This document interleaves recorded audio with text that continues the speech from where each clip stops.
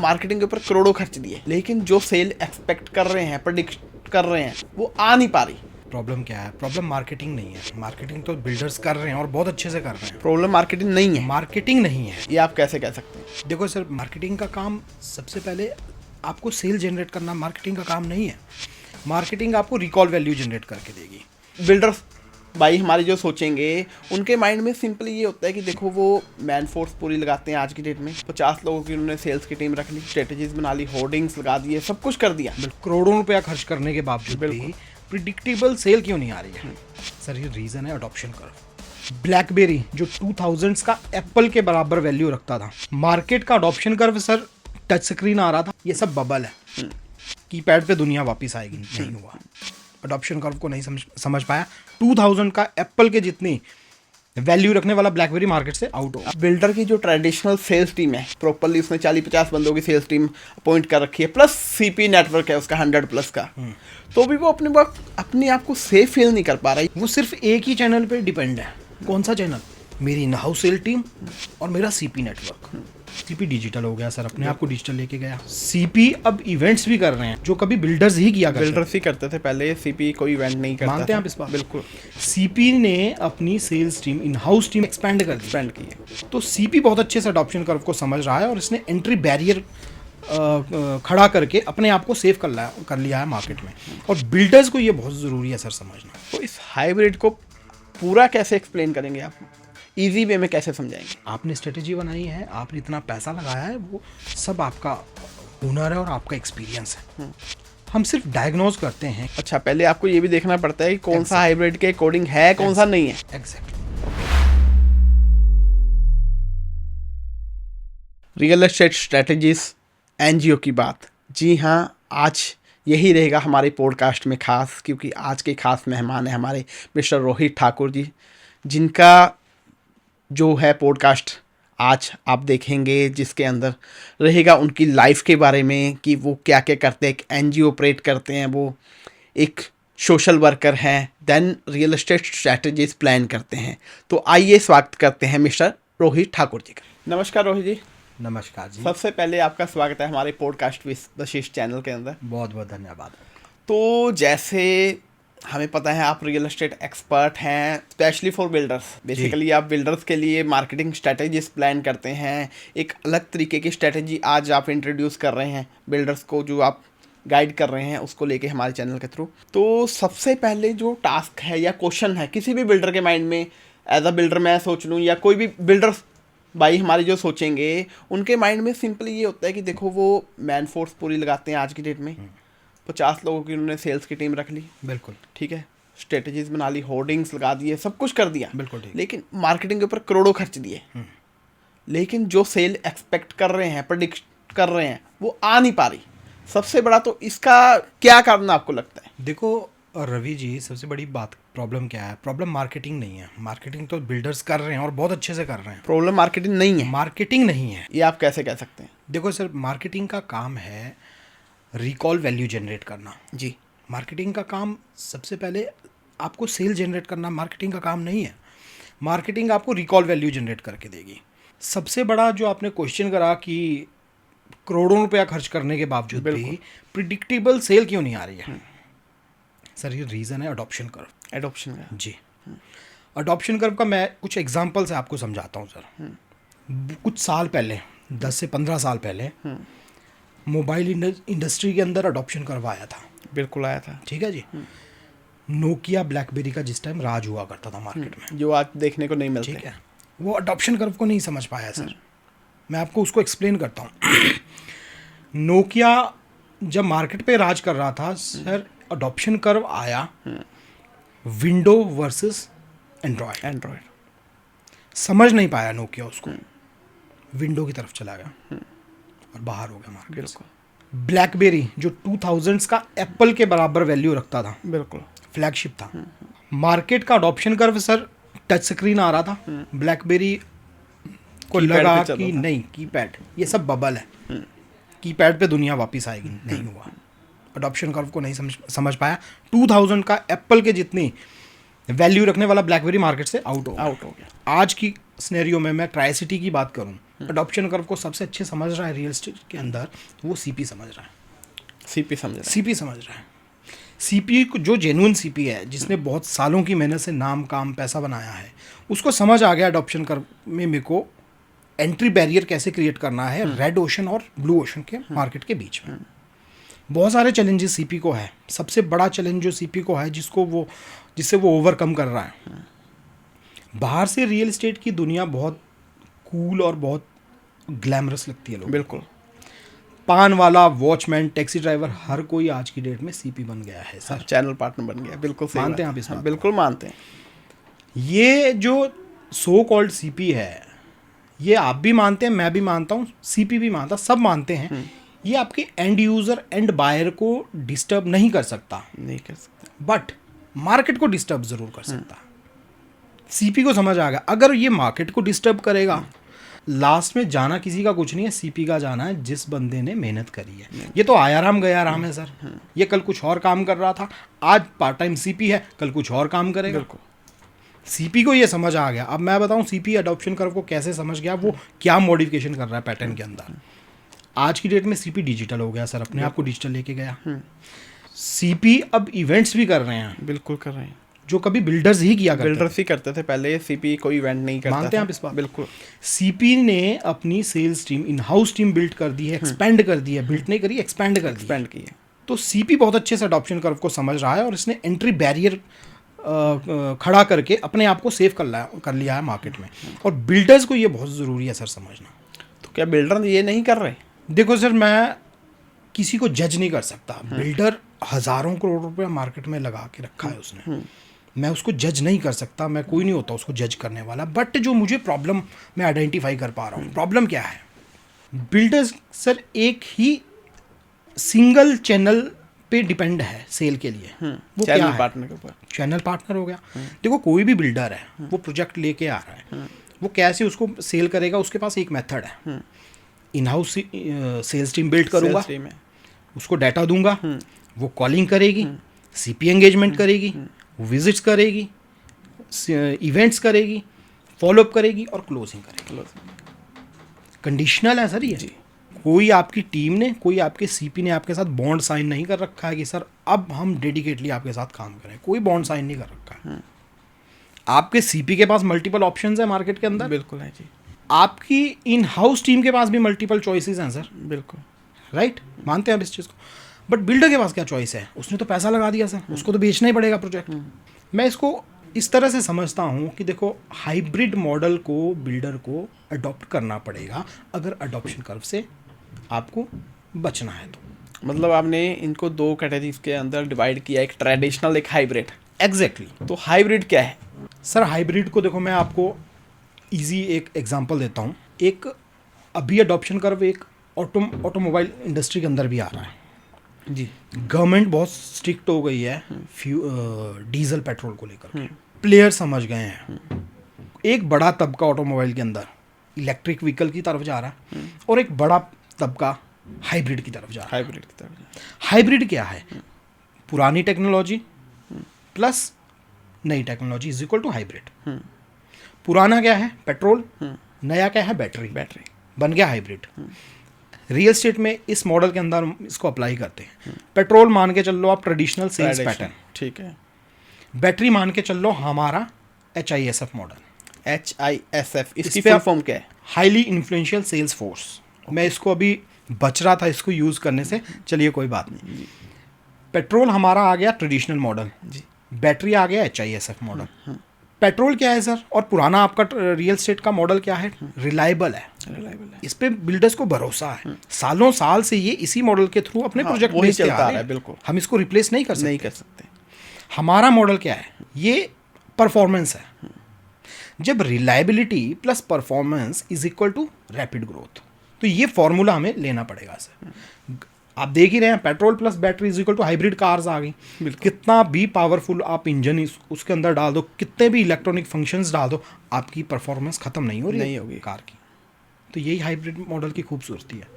तो आपकी बात कहीं ना कहीं सही है, लेकिन बिल्डर की जो ट्रेडिशनल सेल्स टीम है, प्रॉपरली उसने 40-50 बंदों की सेल्स टीम अपॉइंट कर रखी है, प्लस सीपी नेटवर्क है उसका 100+ का, तो भी वो अपने आप को सेफ फील नहीं कर पा रहा है। ये सबसे बड़ा क्वेश्चन है आज की डेट में। तो इसको आप कैसे डिफाइन करेंगे? सर देखो, इसलिए सेफ फील नहीं कर पा रहा है क्योंकि बिल्डर्स की सिंगल चैनल डिपेंडेंसी होगी 100%। वो सिर्फ एक ही चैनल पे डिपेंड है। कौन सा चैनल? मेरी इन हाउस सेल टीम और मेरा सीपी नेटवर्क। मैं मान गया ये मॉडल रिलायबल था, बट अब नहीं है। क्यों अब ये रिलायबल नहीं है? रेड ओशन मार्केट है सर। पहले बिल्डर्स कम हुआ करते थे, सीपी कम हुआ करते थे, बायर ज़्यादा हुआ करते थे। अब सीपी भी बहुत हैं, मल्टीपल सीपीज हैं, मल्टीपल बिल्डर्स हैं। अगर बायर बढ़ा है तो ये सब कुछ भी बढ़ा है। लैंड तो लिमिटेड है, कंपटीशन ऑब्वियसली बढ़ेगा, कंपटीशन है, राइट सर। सीपी और इन हाउस टीम के बावजूद भी आप कंफर्टेबल नहीं हो, सिंगल चैनल पे आपकी डिपेंडेंसी है। नंबर 2 चीज़, ऐसा क्या फैक्टर है, ऐसा क्या स्ट्रॉन्ग रीज़न आपके सीपी के पास है या आपकी सेल्स टीम के पास है कि वो डेडिकेटली सिर्फ आप ही का प्रोजेक्ट सेल करे? ऐसी क्या मजबूरी है उसके पास? तो सेल्स टीम तो उन्हीं का प्रोजेक्ट सेल करती है, सेल्स टीम तो किसी और का करती नहीं। सेल्स टीम बिल्कुल करती है, वो सैलरी उसको मिलती है, इंसेंटिव उसको मिलता है, डेडिकेटली और एथिकली उसको वही प्रोजेक्ट सेल करना पड़ता है, लेकिन कंट्रोल फिर भी नहीं है सर। रीज़न मैं आपको बताता हूँ। यानी कि लीकेज की बात कर रहे हो आप? लीकेज हो जाती है, और लीकेज भी चलो अगर मान के चले हम लीकेज भी नहीं है तो कंफर्ट जोन में सेल्स टीम है। और ये सिर्फ एक बिल्डर या 2 बिल्डर की है, मार्केट में कल्चर ऐसा है। क्यों ऐसा है? ऑप्शंस बहुत है। आप उसको फायर करोगे या वो आपको स्विच करेगा, उसके लिए बहुत सारी ऑप्शंस है मार्केट में। हाँ, उसके ऊपर किसी का कंट्रोल नहीं है, कोई कंट्रोल नहीं है। आप उसको पैसे दे रहे हो कि वो सेल लेके आएगा, वो 2 महीने सेल नहीं लेके आएगा, आप उसको या फायर करोगे या वो खुद छोड़ के चला जाएगा। उसका कुछ नहीं जाना है सर, उसका कुछ नहीं जाना है, आपका लेकिन बहुत बड़ा लॉस होगा। क्यों? क्योंकि आपका पैसा मार्केट में। तो इसीलिए हम बार बार हाइब्रिड मॉडल की बात करते हैं। हाइब्रिड मॉडल हमें देर सवेर अडॉप्ट करना पड़ेगा। सिंगल चैनल पे हम डिपेंड नहीं रह सकते तब जब मल्टी करोड़ आपका मार्केट में है। तो मुझे जो जहाँ तक लग रहा है, आपका सिंपल कहने का मतलब ये है कि ट्राई सिटी की जैसे अगर हम बात कर लें तो कॉपी पेस्ट सिस्टम ही आज तक चलता जा रहा है जो ट्रेडिशनल है। सर चल रहा है, मैं कहूँ ना कहूँ, मेरे कहने से कुछ नहीं होता, बट रियलिटी यही है। आप मुझे ये बता दो सर, या कोई जो पॉडकास्ट देख रहे होंगे वो बता सकते हैं, मैंने जो स्टडी करा, अगर 1000 बिल्डर्स ट्राई सिटी के अंदर हैं, 1000 प्रोजेक्ट हम मान के चल रहे हैं, आप मुझे ये बता दो कि आप जो कह रहे हो कॉपी पेस्ट नहीं है, वो बिल्डर अलग तरीके से काम कर रहा है। सारे सबके पास इन हाउस है, सारे सीपी एंगेजमेंट के लिए दौड़ भाग कर रहे हैं, हर को सैटरडे संडे लंच चल रहे हैं, इवेंट्स चल रहे हैं 5 स्टार प्रॉपर्टीज़ के अंदर। वो क्यों चल रहे हैं सर? क्योंकि ये रिक्वायरमेंट है ना, एंगेजमेंट तभी आएगी। बिल्कुल रिक्वायरमेंट है। मैंने कभी नहीं कहा कि इस ट्रेडिशनल पैटर्न को आप रिप्लेस करेंगे, रिप्लेस मत करो सर, रिलायबल है, लेकिन कुछ क्रिएट तो करें, कुछ नया तो लेके आएँ। अगर आपको सेल बूस्ट करनी है रेड ओशन मार्केट के अंदर, वरना से स्ट्रगल है। मैं ये नहीं कह रहा आप मत लाओ, हाइब्रिड मत लेके आओ, आप कुछ भी नया कुछ अडॉप्ट मत करो, आप इस पे चलते रहो। ऐसा नहीं कुछ सब कुछ डूब जाएगा अगर आप हाइब्रिड नहीं लोगे। स्ट्रगल मेंटेन रहे। ऐसा हाइब्रिड में क्या है कि आप हाइब्रिड को बहुत ज़्यादा प्रमोट कर रहे हैं, हाइब्रिड से ऐसे कैसे सेल्स आ जाएगी जो ट्रेडिशनल नहीं ला पाया? देखो सर, ट्रेडिशनल क्या है, जो सीपी है चाहे इन हाउस है, एक आप ये रेसिपी की तरह है, एक रेसिपी लिख दी है चार्ट पे कि ऐसे ये काम होना है, और वो वैसे ही काम हो रहा है, ठीक है जी, बहुत टाइम से। लेकिन अब मार्केट बदल गई है, अडॉप्शन करवा रहा है, और रेडोशन मार्केट बन गई है रियल एस्टेट हमारी ट्राई सिटी में। अब जो रेसिपी आपकी आज से 10 साल पहले बहुत स्वादिष्ट सब्जी बनाया करती थी, अब उस रेसिपी से जब आज सब्जी स्वाद नहीं बन रही है तो लोग परेशान हैं। यार क्यों सब्जी स्वाद नहीं बन रही? रेसिपी तो वही है, रेसिपी वही है, सब कुछ वही है, खाने वाले भी वही हैं, पर आबो हवा बदल गई है सर। अब चीज़ों में वो स्वाद नहीं रहा, ट्रेंड चेंज हो गया। तो या तो आपको रेसिपी बदलनी पड़ेगी, बदलनी नहीं पड़ेगी तो मसाला कोई नीचे ऊपर करना पड़ेगा, अगर स्वाद आपको वही पुराने वाला चाहिए तो इस हाइब्रिड को पूरा कैसे एक्सप्लेन करेंगे आप, इजी वे में कैसे समझाएंगे? देखो, हाइब्रिड को बहुत डिटेल्स में आपके साथ नहीं जा पाऊंगा क्योंकि ये कुछ स्ट्रेटेजिक पार्ट है, बट आप इसको ऐसे समझो, हाइब्रिड एक मल्टी फंक्शनल टूल है, जैसे एक प्लायर होता है मल्टी फंक्शनल प्लायर। वो मल्टी फंक्शनल प्लायर एक प्लायर है, बहुत सारे काम करता है। उससे आप वायर को कट भी कर सकते हो, छील भी सकते हो, कोई नट बोल्ट को टाइट लूज भी कर सकते हो। सेम HISF मॉडल वही काम करता है। सबसे पहले तो प्रोडक्ट डायग्नोज करते हैं, सबसे पहले आप प्रोडक्ट डायग्नोस करते हो, ठीक है। आपके प्रोजेक्ट को डायग्नोज करते हैं। प्रोजेक्ट डायग्नोज का मतलब ये बिल्कुल नहीं है कि हम आपके प्रोजेक्ट को जज करते हैं। हम कोई नहीं होते आपके प्रोजेक्ट को जज करने वाले। आपने स्ट्रेटेजी बनाई है, आपने इतना पैसा लगाया है, वो सब आपका हुनर है और आपका एक्सपीरियंस है। हम सिर्फ डायग्नोज करते हैं कि क्या आपका जो प्रोजेक्ट है वो हमारे HISF जो मॉडल है उसके वर्टिकल में फिट बैठता है या नहीं बैठता है। अच्छा, पहले आपको ये भी देखना पड़ता है कि कौन सा हाइब्रिड के अकॉर्डिंग है, कौन सा नहीं है। Exactly. Okay.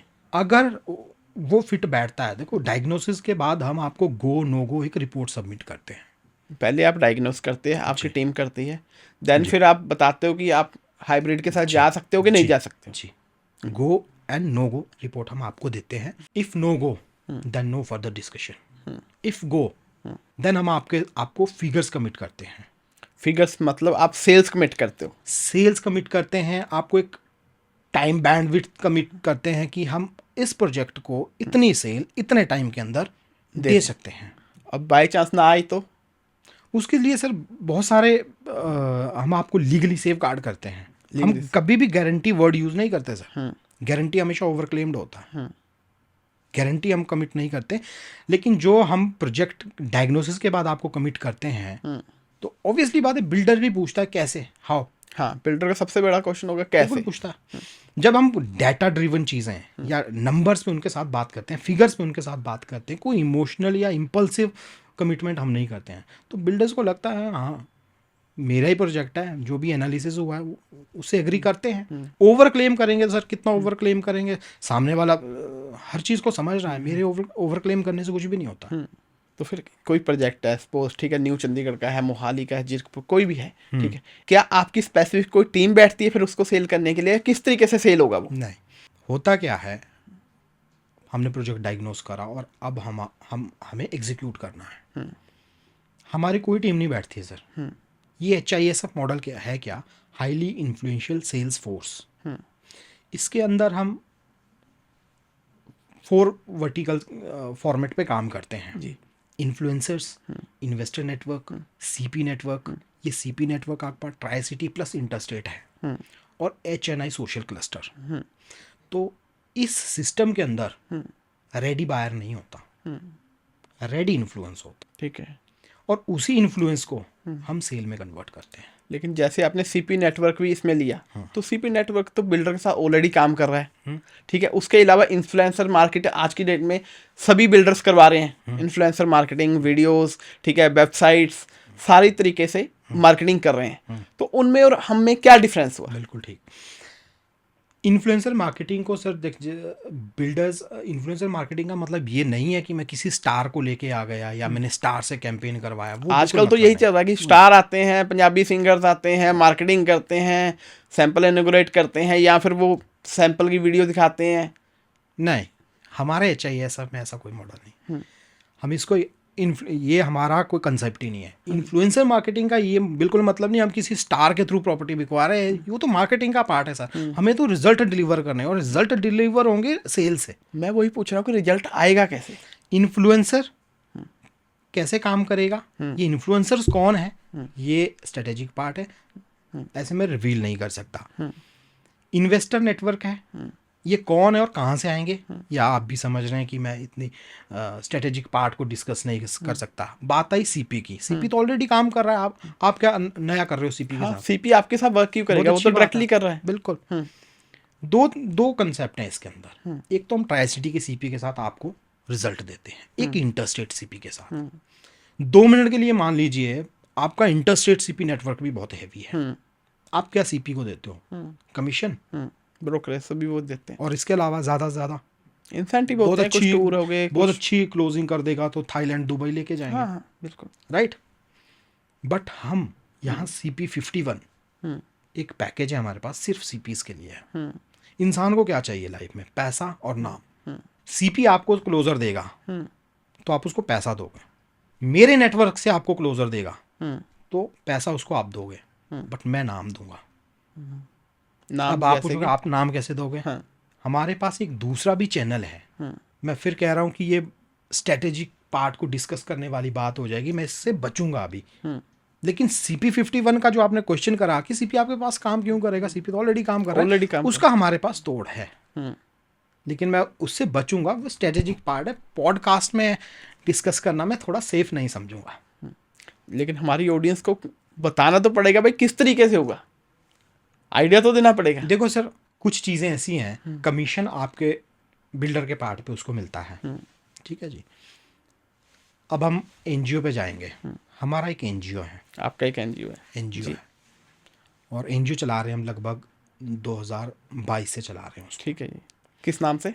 दिलाद्रो foundation. Diladro foundation. Okay, उसमें सेक्शन 8 रजिस्टर्ड है। Section 8 registered. जी ओके जी। ठीक है। तो बहुत सारी एक्टिविटीज़ हम उसमें करते हैं, और मोस्टली हम करते हैं उसमें फूड डोनेशन की। फूड डोनेशंस की। डोनेशन की आपका मे बी वर्क काम भी है, बिजनेस भी है फूड का। फूड का मेरा काम भी है, और इसीलिए हम इसको इसमें कंसिस्टेंसी के साथ फूड को ओके। कर पाते हैं, क्योंकि ठीक। हमारे पास फूड का इंफ्रास्ट्रक्चर है। ठीक है। तो अब जब आप कह रहे हैं कि आप बताओ आप सीपी को कैसे एंगेज करोगे, तो सर नाम हम उसको एनजीओ के साथ एसोसिएट करते हैं। ठीक है। अच्छा सीपी है, जेन्युइन सीपी है, वो हमारे साथ कोलैबोरेट करता है सर, और नोबल कॉज का पार्ट बनता है। ठीक है।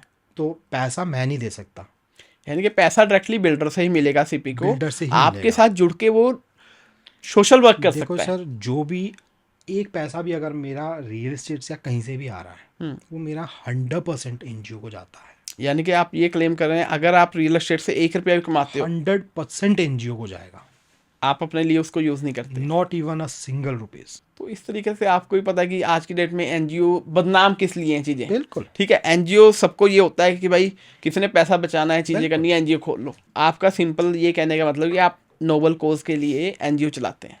बिल्कुल नोबल कॉज के लिए चलाता हूँ, और जेन्युइन कोई डोनर है या मेरा रियल एस्टेट में कोई बिल्डर मेरा क्लाइंट है, मैं जेन्युइन अगर वो है तो मैं उसको अपनी मेरी एक एक स्टेटमेंट चेक कर ले। मुझे किस बात का डर? तो एनजीओ में करते क्या क्या, वर्किंग क्या है आपकी? सर एनजीओ लगभग 20 साल पहले मेरे दिमाग में ये चीज़ क्लिक करी थी। मैं थोड़ा इमोशनली वायर्ड हूँ, तो 5 एजेंडाज पे हम इस पे काम करते हैं। 5 एजेंडास। जी जी। Felvin, FELVN। Okay. F for food for underprivileged, E for employment generation, L for legal advice for underprivileged, okay. V for vegetarianism, and N for nature. Okay. Food का क्या है sir? देखो, food distribution आज की date में लंगर भंडारे हर जगह होते हैं, हर जगह। बट मेरा कंसेप्ट बिल्कुल अलग है। मैं राशन ख़त्म करना मेरा टारगेट नहीं है कि आप 4-6 बड़े बड़े पतीले लेकर के आ गए और शाम को ये ख़त्म करने, चाहे किसी को भी बांट दो, वो मेरा टारगेट नहीं है। क्या भंडारे की लाइन में आप ऐसा इंसान आपने कभी देखा है जिसको वाकई में भूख ज़रूरत है खाने की? अगर उसको वो लंगर नहीं या भंडारा नहीं मिला तो वो बहुत बड़ी प्रॉब्लम में आ जाएगा। नहीं, ऐसा कोई ज़्यादातर होते नहीं है। नहीं होता। जितने भी उस भंडारे की लाइन में हैं या फूड डोनेशन की लाइन में हैं, मैं इनको क्रिटिसाइज़ नहीं कर रहा हूँ, ये बहुत अच्छा काम कर रहे हैं, बट मैं एंड रिजल्ट की बात कर रहा हूँ। जितने भी उस लाइन में हैं, अगर उनमें से किसी भी बंदे को वो खाना नहीं मिलेगा ना, तो उसको कोई फर्क नहीं पड़ रहा। और जो वाकई ज़रूरतमंद है, जिसकी टांग में इन्फेक्शन है, टांग सड़ रही है, कैंसर हुआ पड़ा है, वो घर पे पड़ा है, उसको तो खाना ही नहीं मिल रहा है। बिन मांगे मोती मिले, मांगे मिले ना भीख। सही बात है। जिसको ज़रूरत नहीं उसको आप ज़बरदस्ती खिला रहे हो, जिसको ज़रूरत है वो वहाँ उसको सूखी रोटी नहीं मिल रही है। सेम एम्प्लॉयमेंट में है। एम्प्लॉयमेंट जनरेशन में क्या है? एम्प्लॉयमेंट जनरेशन का हम किसी को रोज़गार नहीं दे सकते सर, ना सरकार दे सकती है। हमारा मानना ये है कि जो यूथ है उसको इतना सा उसको प्रिपेयर हम कर सकें, इतना कॉन्फिडेंट हम उसको कर सकें कि उसका ये जो माइंडसेट है ना कि फिक्स सैलरी वाला, ये हम इसको ब्रेक कर सकें। क्योंकि आज की डेट में जॉब वाला पर्सन तो वही देखता है मेरी फिक्स सैलरी सेव होनी चाहिए कि हाँ गारंटेड है कि ये मेरे को मिलनी है। देखो रवि जी, मैं एक बात कहता हूँ आपसे। एक लड़का अभी आपके ऑफिस में आएगा, वो आपको ये कहेगा सर मुझे जॉब चाहिए, आपके पास वैकेंसी नहीं है, आप कहोगे अभी वैकेंसी नहीं, जब होगी तब आइए, तब आना है। सही बात है। लेकिन अगर वो लड़का ये कह दे कि रवि सर मुझे काम की बहुत ज़रूरत है, आप प्लीज़ मुझे, मैं आपसे नहीं पैसे नहीं लूँगा, आप मुझे काम सिखा दो, जब मैं काम करूँगा तो पैसे देना, तब भी आप उसको भेज दोगे वापस? नहीं, फिर उसको चांस देने की कोशिश रहेगी हमारी। बिल्कुल नहीं भेजो। क्यों? अब देखोगे पहले तो डेडिकेशन है बंदे के अंदर डेडिकेशन। यार, और आप उसको काम भी सिखाओगे, चाय कॉफ़ी भी पिलाओगे, तो ये कॉन्फिडेंस अगर बंदे के अंदर होगा, सर दुनिया भर में काम है। लेकिन अगर आप ये सोचते हो कि फिक्स सैलरी चाहिए, फिक्स सैलरी कहाँ से देगा? आप अगर कुछ रिजल्ट नहीं लेके आ रहे हो, फिक्स सैलरी का कंसेप्ट ही जीरो है सर। आपकी MBA PhD से किसी को कोई लेना देना नहीं है। आप कर मतलब आप एज अ जॉब एम्प्लॉयमेंट में एक मोटिवेशन देते हो। बिल्कुल। मैंने बहुत टाइम से मैं लोगों से मिलता हूँ, इंटरव्यूज़ भी लेता हूँ, बड़ी बड़ी डिग्रियाँ सर, MBA ये वो, और मुझे हैरानी होती है सर, मैंने ऐसे ऐसे लोगों के इंटरव्यू में अपने सामने देखा है, MBA MA, और मुझे हैरानी होती है सर उनका ड्रेसिंग सेंस जीरो है। मैं किसी के कपड़े पहनने के तरीकों को पॉइंट आउट नहीं कर रहा हूँ। मुझे प्रॉब्लम ये है कि जब आप MBA और इतनी बड़ी डिग्रियाँ, क्या आपको कभी ड्रेसिंग सेंस या मतलब बेसिक जो बिहेवियर है वो भी आप नहीं समझ पाए? तो मतलब किस टाइप की एजुकेशन है ये? सही बात है। तो वो चीज़ पे हम काम करना चाहते हैं। नंबर 3 आता है हमारा लीगल एडवाइस। लीगल एडवाइस में क्या है, हम कोई लॉ फर्म नहीं है। लीगल एडवाइस से मेरा मानना ये है कि देखो, अंडर प्रिविलेज लोग छोटे छोटे चीज़ों में इतने उलझे पड़े हैं, छोटे छोटे चीज़ों में, क्योंकि उनको नॉलेज नहीं है, बेसिक अपने मूलभूत जो अधिकार है उनकी भी नॉलेज नहीं है। तो इसके अंदर हम क्या चाहते हैं कि छोटी छोटी चीज़ें, जो अंडर प्रिविलेज लोग हैं उनको जागरूक करें। यार ये तुम्हारे अधिकार हैं जी, इस पे चुप मत रहो, इसको तुम मांग सकते हो। अभी हम बात करें ट्रैफिक रूल्स की, इतने ट्रैफिक रूल्स हैं रोड पे, हाईवे पे, इतनी काली पीली लाइंस लगी हैं, उनका क्या मतलब है? कोई ना कोई मतलब तो होगा। मतलब है, बिल्कुल है। लेकिन आपने कभी देखा वो लाइंस फॉलो हो रही हैं? कोई फॉलो नहीं कर रहा, चाहे पढ़ा लिखा है चाहे अनपढ़ है। वो तो उनको तब पता लगता है जब चालान होता है उनका। जब चालान होता है या जब कोई मेजर इशू बन जाता है, फिर उसको कोर्ट में बारीकी से देखा जाता है, कौन किस लाइन में चल रहा था, कौन किस लाइन में चल रहा था, इसकी गलती उसकी गलती। ये छोटी छोटी चीज़ें हैं जिसमें हम काम करना चाहते हैं। सिविक सेंस की बहुत कमी है इंडिया के अंदर सर, पढ़े लिखे हैं चाहे अनपढ़ है, सब एक बराबर है। इसके बाद आता है सर हमारा वेजिटेरियनिज्म। ओके, हम वेजिटेरियनिज्म को प्रमोट करते हैं, शाकाहारवाद को हम बढ़ावा देते हैं। इसलिए नहीं कि ये कोई धर्म का मसला है या हिंदू धर्म में नहीं है, इस धर्म में यह, इस धर्म का कोई मतलब नहीं है। शाकाहारवाद हमारी आज मजबूरी बन चुकी है, शाकाहारवाद को हमें अपनाना पड़ेगा फ्यूचर में। ग्लोबल वार्मिंग है सर, सही बात। ये हेल्थ वेल्थ का कोई मसला नहीं है, ये सब चीज़ें यूरोप की लिखी हुई जो आपकी हैं मेडिकल साइंस या कुछ भी है, ये वहाँ का कल्चर है। ऐसे ये आपको कोई हेल्दी नहीं बना रहा है, ये सब आपको उल्टा बीमार कर रहा है। ग्लोबल वार्मिंग से रिलेट करते हैं हम इस चीज़ को। वेजिटेरियनिज्म को आज नहीं कल अपनाना ही पड़ेगा, ये मजबूरी बन जाएगी। इसके बाद नेचर आता है सर। नेचर तो सबसे बड़ा मुद्दा है सर आज की डेट में। आप सही बात है, नेचर तो सबसे बड़ा मुद्दा है। मतलब आप कुछ भी करो, नेचर तो बेस है, नेचर को आप छोड़ ही नहीं सकते। कितना भी ज्ञान दे लो, प्रकृति नहीं है, सारे ज्ञान धरे के धरे। तो ये हमारे 5 एजेंडास थे। तो सर ये हुआ हमारा NGO का डिस्कशन, जो आप बड़े अच्छे से चला रहे हैं, बड़े अच्छे से आपने एक्सप्लेन किया। तो मेरे माइंड में एक और क्वेश्चन आया है अपना इसी को HIFF को लेके, कि आपने बोला कि हम प्रोजेक्ट को डायग्नोस करते हैं, तो बट ऑब्वियस है कि डायग्नोस करते हैं, मैन पावर लगती है, चीज़ें लगती है, तो उसकी भी आप फीस चार्ज करते होंगे? नहीं सर, डायग्नोस की कोई फीस नहीं है।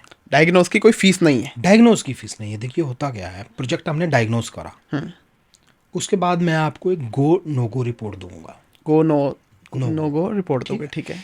If no go then no further discussion, chapter close, ठीक है। इफ गो फिर हम आपको कमर्शियल कमिटमेंट्स भी करेंगे, कमर्शियल डिस्कशन भी करेंगे, और आपको फिगर कमिटमेंट्स भी करेंगे। उसके लिए चार्जेस लेंगे? जी, वो डिपेंड करता है कि आपका रिपोर्ट पे कितना चार्जेस होंगे। मैं फिगर आज आपको कमिट नहीं कर सकता। यानी कि प्रोजेक्ट टू प्रोजेक्ट वेरी करती है? एग्जैक्टली। ओके। इसमें ये है कि जैसे पहले भी हमने बीच में डिस्कशन किया था कि बिल्डर ने सपोज आपको पेमेंट दे दी, वो आपको ही ना दे के अपने सीपी को ही ज़्यादा दे दे या फिर अपने क्लाइंट्स को बेनिफिट दे दे, तो क्या उससे उसकी सेल नहीं बढ़ जाएगी? देखो सर क्या है, बहुत अच्छा क्वेश्चन है आपका कि सीपी आपको पैसे क्यों दे, चैनल पार्टनर को एक्स्ट्रा रिवॉर्ड कर दे, अपनी सेल्स टीम एक्सपेंड कर दे जो इन हाउस है। देखो सर, जो sales team, in house sales team plus CP, ये ट्रेडिशनल सेल्स पैटर्न है। पैसे आपके हैं, सीपी को एक्स्ट्रा रिवॉर्ड दोगे या टीम को एक्सपेंड करोगे, बजट तो बनाना पड़ेगा आपको, बनाना पड़ेगा, राइट। फ्यूल आपको डालना पड़ेगा, ये इट्स अप टू यू कि आप फ्यूल को पुराने इंजन के अंदर डालोगे या हाइब्रिड इंजन को चार्ज करोगे। अगर आप पुराने इंजन के अंदर फ्यूल डालते हो तो एक चीज़ समझना आप, फ्यूल एक्सपेंस कंफर्म है बट रिजल्ट कंडीशनल है। अगर आप हाइब्रिड इंजन को चार्ज करोगे, फ्यूल एक्सपेंस कंफर्म है बट रिजल्ट कमिटेड है, नॉट कंडीशनल। तो सपोज करो हम एग्जांपल लेते हैं न्यू चंडीगढ़ की, मैं न्यू चंडीगढ़ में वर्किंग करता हूँ, ठीक है। तो न्यू चंडीगढ़ की मैं एग्जांपल लेता हूँ, न्यू चंडीगढ़ में मैं कहता हूँ 15 प्रोजेक्ट है, ठीक है, या 10 प्रोजेक्ट है, तो 10 के 10 की रिस्पॉन्सिबिलिटी आप ले लोगे, तो क्या आपके पास इतनी टीम है, इतनी चीज़ें हैं कि आप कर पाओगे? 10 प्रोजेक्ट को एक साथ आप कह रहे हैं कि डायग्नोज करोगे और एक साथ एग्जीक्यूट करोगे? बिल्कुल नहीं सर, हमारी स्ट्रॉन्ग पॉलिसी है single builder at a time. Single builder at a time. वो ट्राई सिटी में या एक एरिया में? ट्राई सिटी में, यानी कि ट्राई सिटी में आप एक ही बिल्डर लोगे, बिल्कुल एक टाइम पे उसके लिए वर्किंग करोगे जी। Single builder at a time, दूसरी फर्स्ट सेल देन पे, ये 2 पॉलिसीज को हम स्ट्रिक्टली फॉलो करते हैं। Okay. Single builder at a time policy बहुत ज़रूरी है डेडिकेशन के लिए, एक एग्जीक्यूशन इंटीग्रिटी के लिए, इसलिए हम इसको फॉलो करते हैं। तो HISF आपका हाइब्रिड मॉडल है जो, ये इसकी कोई क्रेडिबिलिटी है या सिर्फ एक एक्सपेरिमेंट आप करके चल रहे हो? नहीं। देखो सर, HISF जो मॉडल है ये कोई ओवरनाइट आइडिया नहीं है। लगभग कम से कम 1 साल से ज़्यादा से मेरे बहुत से दोस्त, मेरे बहुत से अच्छे फ्रेंड्स एज अ सीपी काम कर रहे हैं ट्राई सिटी के अंदर। ओके। बहुत सारे बिल्डर्स को मैं मिला हूँ, ठीक है, बहुत सारे बायर्स को मैं जानता हूँ, मैं बात करता हूँ। उनके साथ बात करने के बाद मुझे क्या मिला, मेरा इंटरेस्ट है इसके अंदर, मेरा एनालिसिस है, टाइम इन्वेस्टमेंट है, वो सारी चीज़ें करने के बाद उसका ये रिज़ल्ट, ये मॉडल है। ये अलग बात है, अब हमने इसको प्लान करा है कि अब इसको लॉन्च करेंगे प्रॉपर तरीके से। नंबर 2 चीज़ आपको एक बात बताऊँ, ऐसे क्वेश्चंस, ये आइडिया मेरा नहीं है, ये आइडिया को रिफाइन करने वाले कौन हैं? बिल्डर लोग हैं सर, सीपी लोग हैं, जिनके साथ डिस्कस किया, बार बार डिस्कस किया, उन्होंने गलतियां निकाल ली, ऐसे नहीं हो सकता, ऐसे होगा, फिर ये लास्ट जो रस है वो ये मॉडल है। मैं आपको एक एग्जांपल देता हूँ, ये रियल इंसिडेंट मेरे साथ हुआ लगभग 6-7 महीने पहले। जुबली जंक्शन के आसपास एक बहुत अच्छे बिल्डर हैं, मैं उनके ऑफिस में गया, उनके वीपी से मिला। उनके वीपी ने मेरा आइडिया सुना और एक चीज़ उन्होंने मेरे से पूछ ली उधर, सारा सुनने के बाद और एप्रिशिएशन के बाद, जो आपने अभी मेरे को कहा कि आपको मैं पैसे क्यों दूँ। हाँ, मेन फंडा मैं अपने सीपी पे लगाऊंगा, ये दौड़ा दौड़ा काम करेगा, अगर मैं डबल रिवॉर्ड दूंगा, अपनी टीम को एक्सपेंड करूंगा या कंस्ट्रक्शन पे लगाऊंगा, आपको क्यों दूं? यकीन मानिए, पता नहीं वो मैं नर्वस था या मैं ट्रायल मोड में था, क्या था, मेरे पास उसका जवाब नहीं था और मैं थैंक यू बोल के वहाँ से आ गया।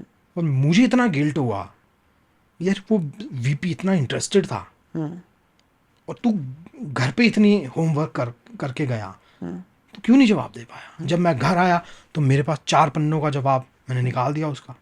कभी कभी लाइफ में ऐसा होता है, आपके साथ भी हुआ होगा कि जब लड़ाई हो रही होती है ना, फिर आपको अच्छे अच्छे सवाल घर जाके याद आते हैं, वहाँ आप चुप रहते हो। तो ऐसी ऐसी चीज़ें मैंने खुद फेस करी हैं। तो ये आइडिया को रिफाइन करने वाला मैं नहीं हूँ, ये कोई इमोशनल या इम्पल्सिव डिसीजन नहीं है, ये लोगों ने, बिल्डर्स ने, सीपी ने, बायर्स ने, उन्होंने रिफाइन करा है सर। ये तो क्रेडिबिलिटी मैं नहीं बनाता, क्रेडिबिलिटी सिस्टम बनाता है, नंबर्स बनाते हैं, एसओपी बनाता है। अगर हम इमोशनल है, इम्पल्सिव है, फिर कोई क्रेडिबिलिटी नहीं होती। नंबर्स और सिस्टम की क्रेडिबिलिटी है। क्योंकि मेन क्वेश्चन तो सबके माइंड में यही रहेगा भाई क्रेडिबिलिटी क्या है। बिल्कुल सर, बिल्कुल सर। नंबर्स और सिस्टम है, उसकी क्रेडिबिलिटी है। जब हम एआई यूज़ करते हैं या गूगल यूज़ करते हैं या कोई भी हम कॉल रिकॉर्ड देखते हैं, जी, उसने बताया कि इतने मिनट इतने सेकंड बात हुई, तो आप कभी डाउट नहीं करते हो कि यार ये गलत बोल रहे हैं? क्यों नहीं डाउट करते हो? क्रेडिबिलिटी क्या है? क्रेडिबिलिटी तो देखा जाए तो उसके लिए गूगल है, पता नहीं कहाँ बैठा है, लेकिन एक सिस्टम की क्रेडिबिलिटी है। ये बायस्ड नहीं है, ये सिस्टम ऑपरेटेड है। तो क्रेडिबिलिटी सर सिस्टम की होती है, इमोशंस की नहीं होती।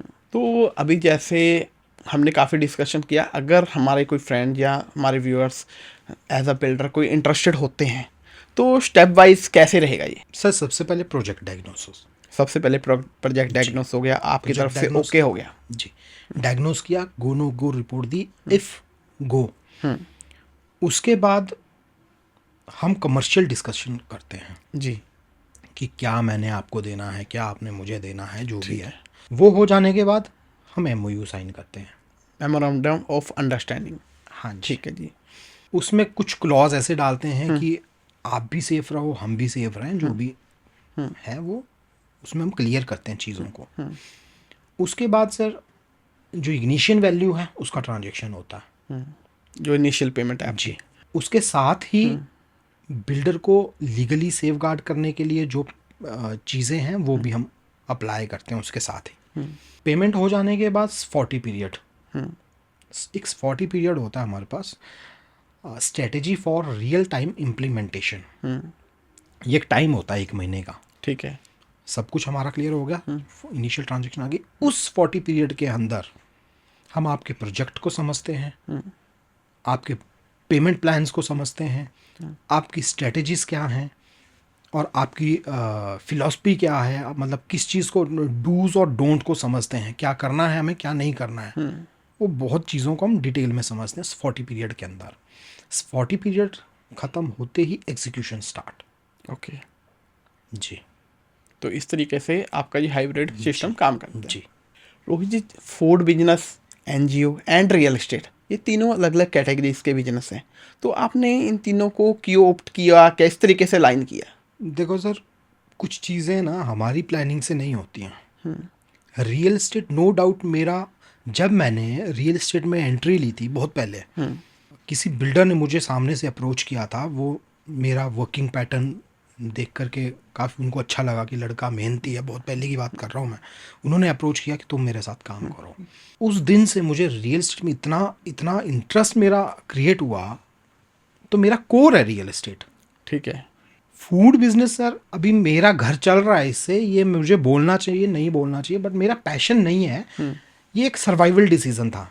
ओके, एक सेकंड बिजनेस की तरह आपने इसको लिया था। 2022 में जब मैं अपना शहर छोड़ के, अपना स्टेट छोड़ के जीरकपुर आया, तो चीज़ें कुछ ऐसी थी। फूड बिजनेस क्या होता है ना सर, आप 4 बर्तन गैस बर्तन से स्टार्ट कर सकते हो सर्वाइवल के लिए।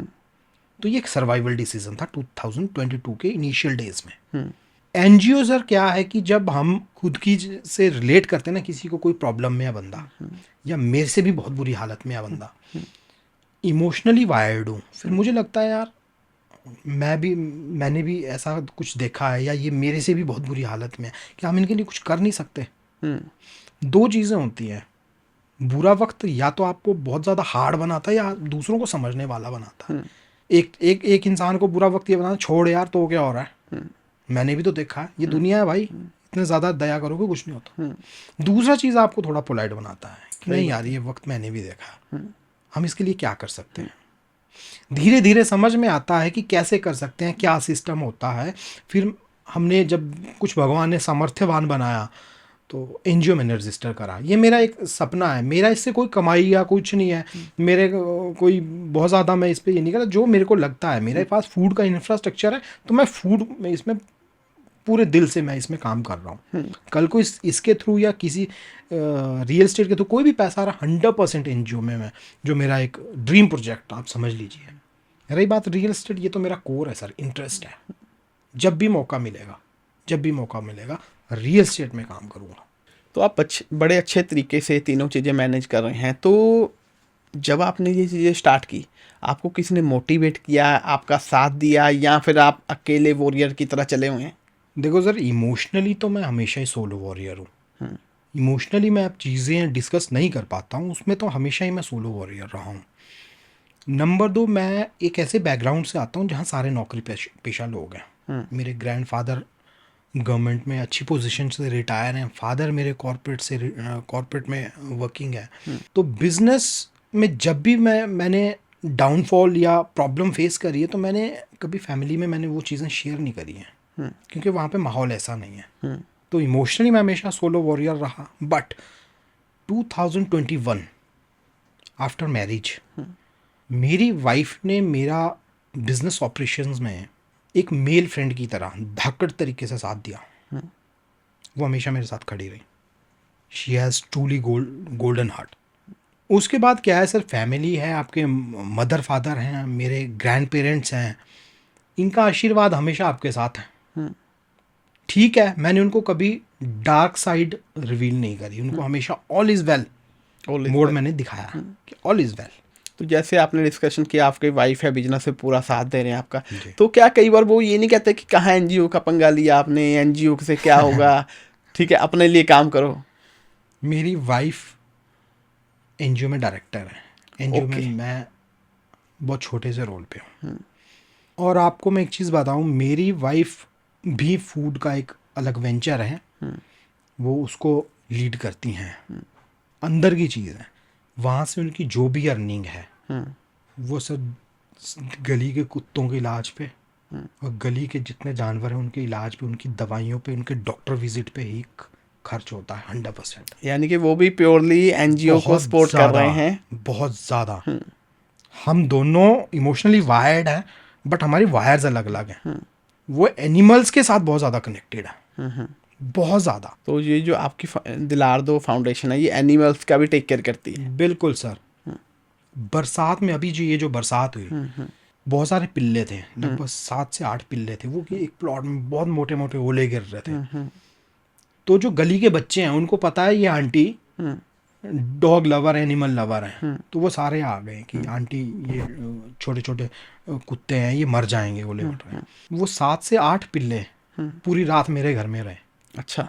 बाहर से उठ के वो लेके आए, वो पूरी रात मेरे घर में रहे। हालांकि मेरे पास अपना पेट है और मेरे पास जो जहाँ मैं रहता हूँ स्टूडियो अपार्टमेंट है, और हम 8 पिल्लों के साथ रहे उस दिन पूरी रात। तो रोहित, ये तो सब कुछ हो गया, ठीक है, बिजनेस भी हो गया, एनजीओ भी हो गया, तो रोहित अब क्या है आज की डेट में, क्या बनना चाहता है, क्या ड्रीम है? देखो, मैं क्या हूँ क्या नहीं हूँ, सबसे पहले बताता हूँ मैं क्या नहीं हूँ जी। पिच डिलीवरी, प्रेजेंटेशन, माइक पे बोलना, स्टेज पे बोलना, पब्लिक डीलिंग, फेवरेटिज्म, ये मुझसे बिल्कुल नहीं होता। बिल्कुल नहीं होता? बिल्कुल नहीं होता। पब्लिक स्पीकर तो मैं बिल्कुल नहीं हूँ। मैं क्या हूँ, जिसको मैं बहुत मानता हूँ कि ये मेरी स्ट्रेंथ है, background strategy, analysis, research, planning, execution, वो मेरी मास्टरी है सर। वो मैं दिल से मानता हूँ, वो मेरी मास्टरी है। रोहित बनना क्या चाहते हैं? देखो सर, बनने की बात ऐसा है, आपने एक चीज़ बहुत सुनी होगी फिलॉसफी में या बहुत जगह, कि ये जो पैसा, दुनियादारी, ये सब मोह माया है, साथ कुछ नहीं जाना है। मैं इस फिलॉसफी को बहुत दिल से मानता हूँ। बट साथ ही मेरा मानना ये है, आपके मुंह से ये बात तब अच्छी लगती है अगर आपने कुछ अचीव करा है तो। मेरा गोल्डन स्टेटमेंट है जिसको मैं फॉलो करता हूँ, सब कुछ पाने के बाद छोड़ देना। सब कुछ पाने के बाद छोड़ देना, उसके साथ चिपके नहीं रहना। अगर मैंने कुछ पाया नहीं और मैं छोड़ने की बात करूं, तो लोग कहेंगे जब तुझे मिला ही नहीं तूने छोड़ा क्या? तूने छोड़ा क्या? अंगूर ऊंचे थे तो कह दिया खट्टे हैं। लेकिन जब सब कुछ अचीव करा और फिर आपने छोड़ दिया, वो मेरे लिए सक्सेस है। उस दिन मैं अपने आप को कहूँगा मैं सक्सेस हो गया। दुनिया क्या कहती है वो उसकी अपनी टर्म्स हैं सक्सेस को लेकर। तो रोहित, आपके साथ इस पॉडकास्ट में काफ़ी कुछ सीखने को मिला, काफ़ी इन्फॉर्मेशन के साथ ये पॉडकास्ट रहा। तो उम्मीद करेंगे हमारे व्यूअर्स को भी पॉडकास्ट बहुत अच्छा लगेगा। कुछ ना कुछ उनके कमेंट्स होंगे, क्वेश्चंस होंगे। बिल्कुल। तो जो भी होंगे नेक्स्ट टाइम हम आपको डेफिनेटली दोबारा भी इनवाइट करेंगे। Thank you. उनके क्वेश्चन सोल्व करने के लिए, जो भी उनकी क्वेरीज होगी उसके लिए। तो आपका बहुत ज़्यादा बहुत-बहुत शुक्रिया धन्यवाद, हमारे बहुत-बहुत पॉडकास्ट में आने के लिए। Thank you so much.